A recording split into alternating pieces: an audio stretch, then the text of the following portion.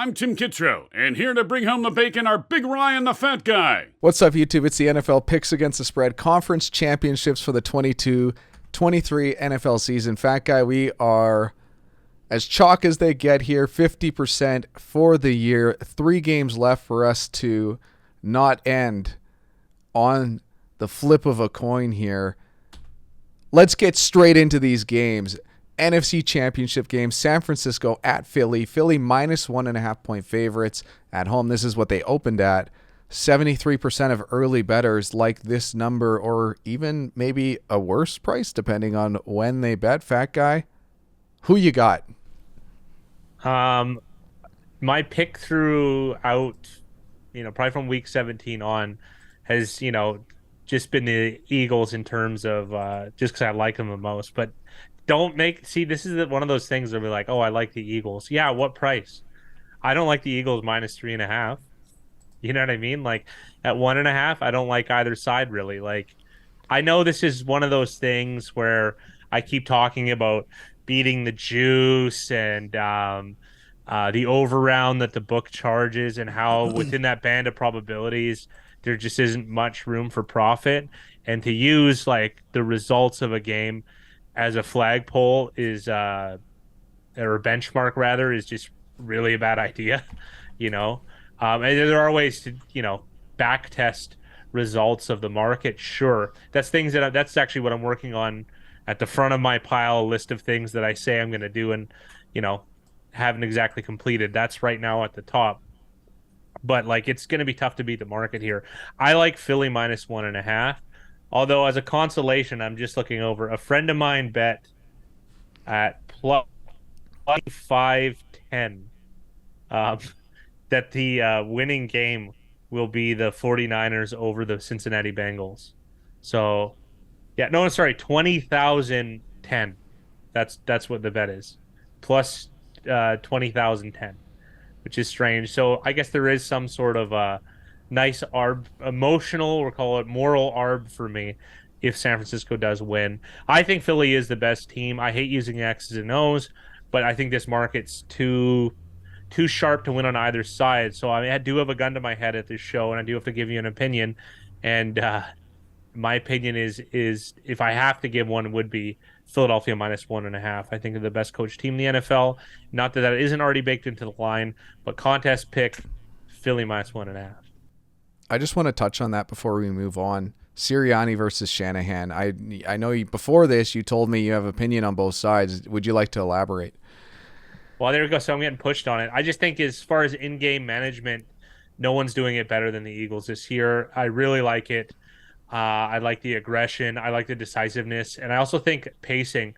Pacing is something that, like, maybe this is stuff that might not be baked into the line, and it may be asymmetry of information. Like, player evaluation is probably the most accurate it's ever been, especially by the public. I don't think it's that.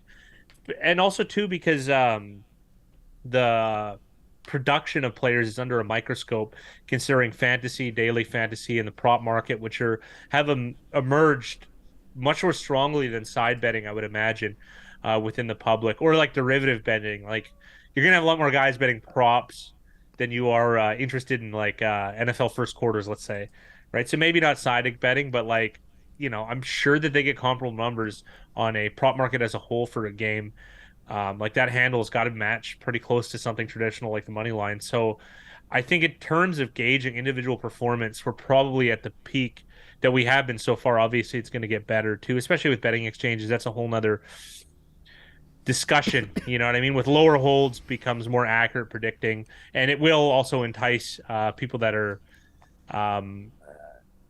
looking to make money are going to be more inclined to with a less of a commission to pay, and that's what those exchanges bring, such as Sport Trade and I guess Betfair to a lesser extent, considering we're in North America.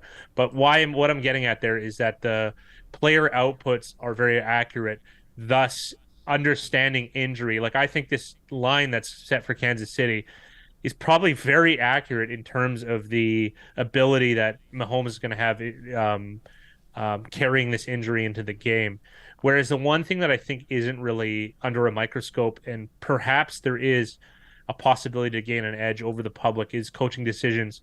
You do see some, like, there's small tidbits on Twitter, for instance. Like, I have a Twitter account that's just gambling Twitter, like, and not that I think like everyone's valuable, but like, if you put your ear to the ground enough, you might come across one thing. Like, when I listen to a gambling podcast, I might come across one thing, you know what I mean, that might be worth investigating, and I do it just for that. It's a lot like if you read gambling books, and I always used to say it's a big riot because I used to be a voracious reader, like probably one book every 2 weeks. Big riot sounds about right. Sounds about right. I got to Google voracious here as you keep going. Yeah. In terms of gambling books and that type of stuff, don't forget that's not a long list because there aren't that many good ones. The information that that I get from those is very minimal. But like the stuff that they have about coaches is they have the Ben Baldwin fourth down decision bot, which is probably not like very accurate, but it's still an idea of where I can head. And also the useless timeout one, I really like that one. I can't get into why because I'm going to give away one of my biggest edge going into next year, so I can't give too much of it away. Yeah. So anyways, the coaching one isn't really magnified. So I think there's so I'm not saying bet Philadelphia because of like anchor it to this reason. I think that there is a possibility that if you investigate coaches' decisions, you could supersede the market's knowledge of it. Whereas from a player by player basis, I don't really know how much meat on the bone there is in terms of ascertaining snap counts, decision trees, all that stuff. Like, I don't think that like you're going to beat the market. And if you do, it's going to be by a very minimal account. So it just, it's like an Easter egg hunt. And you're the slow fat kid. Everyone's going to look in all the obvious places. You can't do it. Look in the unobvious places. Probably not going to be there, but maybe, just maybe it is. So I think that's something worth looking into. When I always say amateur bettor is the best way to start to be an expert at is, injury and illness. Like Underdog NBA, really good spot that I use too. It breaks the news faster than some of the slow line books, right? So like, be that guy. It's not that hard to do. It really isn't. So if you were really interested in understanding coaching decision, that would give you a better insight, because I think that there's a clear duality here between a seemingly conservative playoff coach in Kyle Shanahan and who, as far as I can understand, the most game theory optimal, to use a poker term. And I think but that term shouldn't just be poker specific. I think it's game specific. And in this game, I think Nick Sirianni is a game theory optimal decision maker, that speaks that guy's language. So, I'm gonna, in these spots where it's, some weird, there isn't some number that I can beat, I'll most certainly take Philadelphia, and that'll be the case in this. So Philadelphia -1.5. Fat guy with a nice double joke here. Voracious meaning wanting or devouring great quantities of food. So not only using a word we don't understand, but using using a word related to food. And I'm big Ryan all over the place. Pointing Fat guy. On to the AFC Championship game. Cincinnati Bengals at the Kansas City Chiefs. Chiefs -1 at home. 20% of early bettors are on the Chiefs. Fat guy, who you got? Did we get that one out there? I just had to get put in a spot, and I had to put all my thoughts in a, streamlined manner, and that's what I get as a build-up. All right, well, at least we're in the semifinals, right? So Cincinnati +1.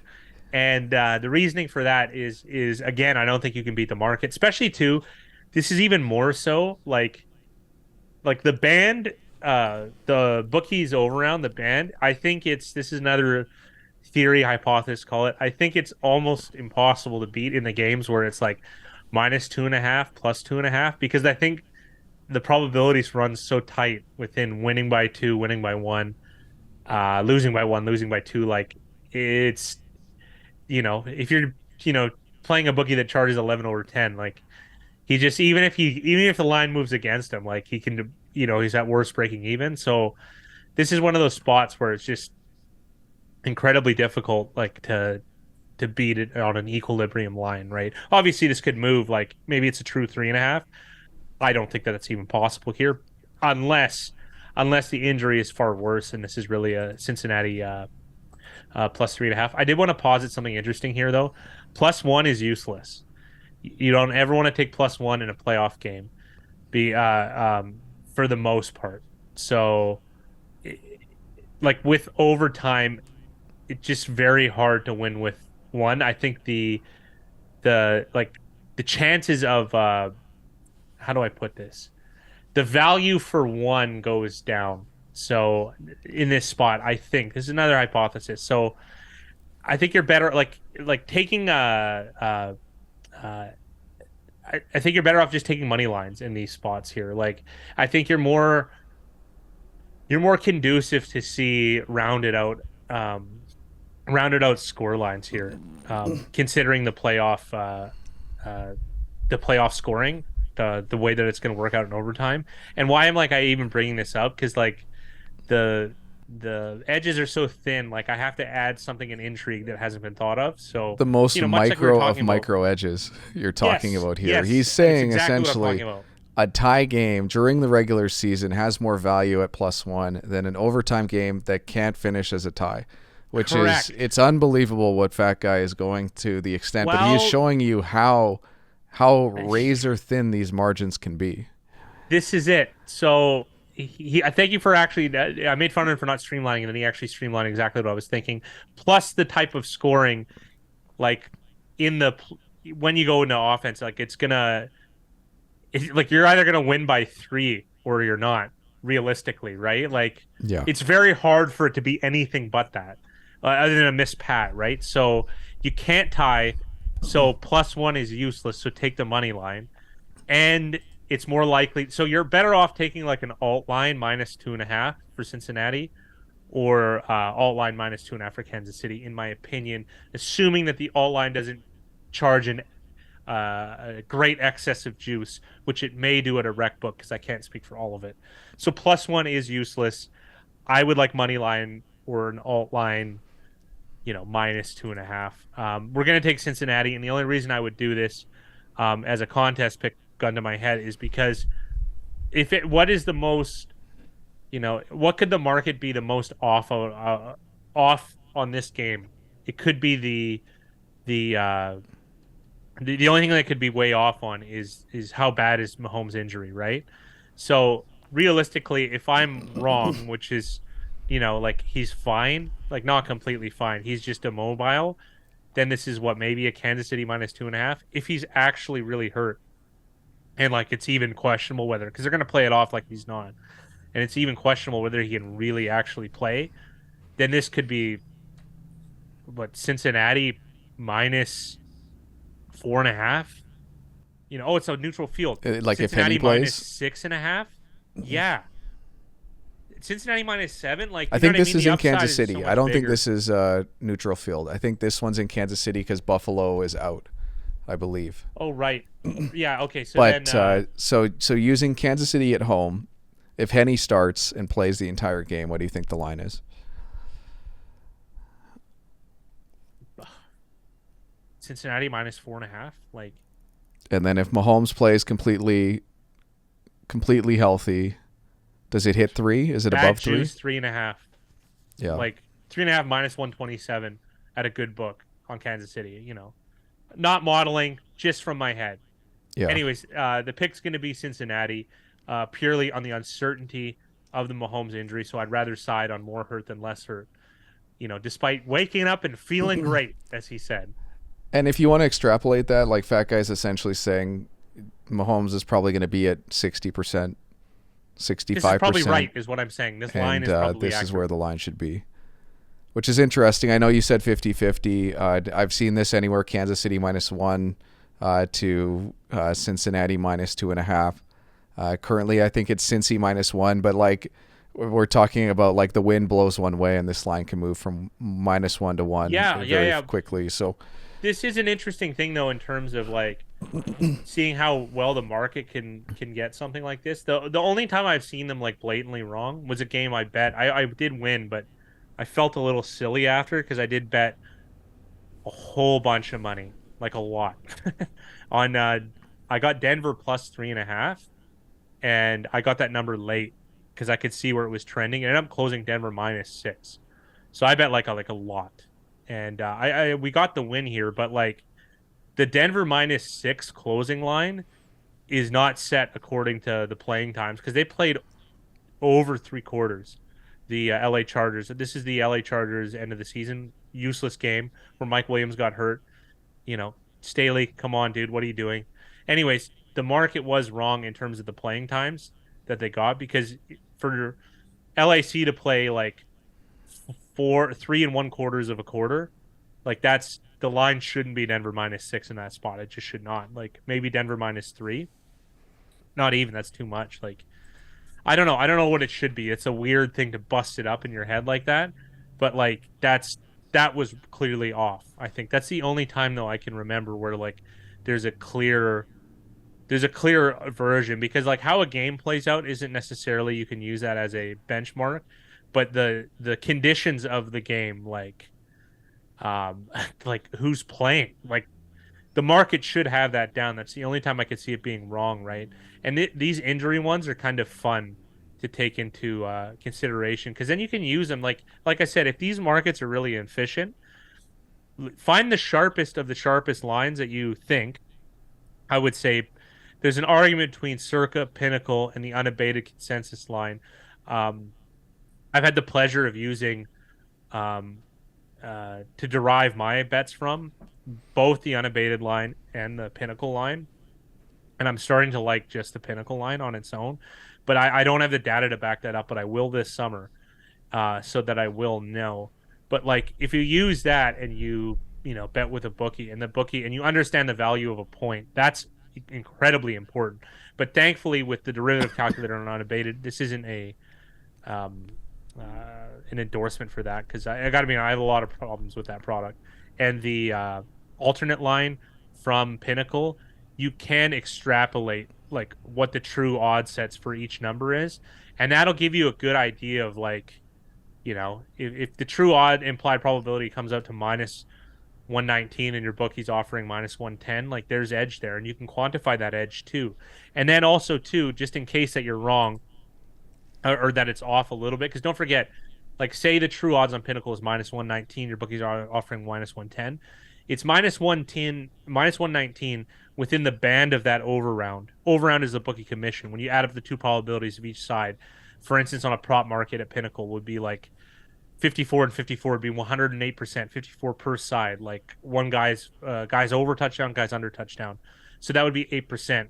So after you distribute that 8%, that band where it gets distributed, there's a little bit of a leeway. So you can't use like when you come up with their alt line at -119, that doesn't mean it's like perfect 119, right? You have to like, it's kind of like margin of error when you're taking polls for a political poll. It's a bit of there is a margin of error. But that being said, it's still going to give you the most accurate price that you could possibly get. So when you compare those two, you're just going to have a very good idea of your edge, which is almost more important than having an edge, because that way you can keep your risk of ruin close to zero. I know I went off on a lot of stuff here, but like, I have to figure out how to like slowly breadcrumb this information. That's kind of what me and Big Rye did in some early video brainstorming is direction of how to convey this information. Does anyone even care? That's also another thing here. But anyways, a long story short, too long, don't read. Cincinnati +1. +1 with very little value, if any. Yes. Cincinnati to win. Let's put it that way, with some uncertain Mahomes injury news. Lightning round, fat guy, San Fran at Philly. Philly, Cincinnati. Yeah, there you go. I didn't even need to introduce the second game. You guys know who's playing. Congratulations to Starfire going 3-1 against the spread. And there was a few people here. It was a three-way tie at 3-1, but Starfire gets the edge. I think he had the OU at 38 which was the closest to the pin. That's not that bad in a low-scoring game. I actually like that OU. If it was closest without going over, I think probably the ultimate would be, or the optimal rather, would be what? In a game like that, 36 probably. I mean, you still would have gone over, but I think that's a good guess. I liked it. I like it. Yeah, I think the most optimal score would have been 31. But that's just me knowing the. Here we go. Here we go. Fat guy name of the week is Mar had the under last week, which I did the math. I can't remember off the top of my head exactly, but it was like 0.001% chance that he would miss. What was it? 4 extra points in a row. Well, this is if Mar was a robot, and you took his point. What's the chance of him hitting it? 0.92. Probably 92%. Yeah, it was like 94%, I think, for the year. He's 50 for 53. 0.94 to the power of 5. Yeah. That's what it would be. And you would probably get, 0.001 or something like that. But then you have to remember this is another thing, too. Another on a pile of list of stuff I have to learn. In tennis, I find this to be the highest possibility because you only have to deal with, one human variable on each side. Is that the trend line... probably after you miss the second one is probably a much lower percentage than from baseline, just because he's a human being and there's psychological factors. Question: is pressure a thing in sports? Is momentum a thing? Very interesting stuff. And if there is, how can you quantify it? Because there is no baseline in the history of the NFL for what's a guy's kick. How far is a guy's success rate from his base rate on his third attempt after 2 misses? You know what I mean? You're not going to know the sample. There's probably happened 4 times. That's not enough to derive anything from. Anyways, that brought up something interesting. And shame on the books for offering plus 250. I saw that on him to miss a kick in this game, and I'm glad everyone cashed. Because getting blocked still technically means missing a kick. If there's a grading issue from the sportsbook regarding that, that's even double down shameful. I'm just, for some reason, it brought up the idea of the most disastrous major golf tournament performances, because I think that would be a good sport to use as how pressure affects it. Yeah, I'm totally off topic now, but looking at Arnold Palmer in 66, Rory McIlroy in the 2011 Masters, Sergio Garcia in the 99 British Open. I'm sure people that are bigger golf fans and smarter than me know what these things mean. That's a great I don't idea, know all of though. them. You actually did something here. All right, thanks for Big Ride for contributing. Doesn't even have a green screen. Thank you to our channel members. We appreciate all you guys. It's $5 a month. We've got the Discord. You can ask us any questions you want, and maybe they'll spur some future video ideas as we decide where this channel moves going forward. Make your picks against the spread for the conference championships at BigRyanTheFatGuy.com.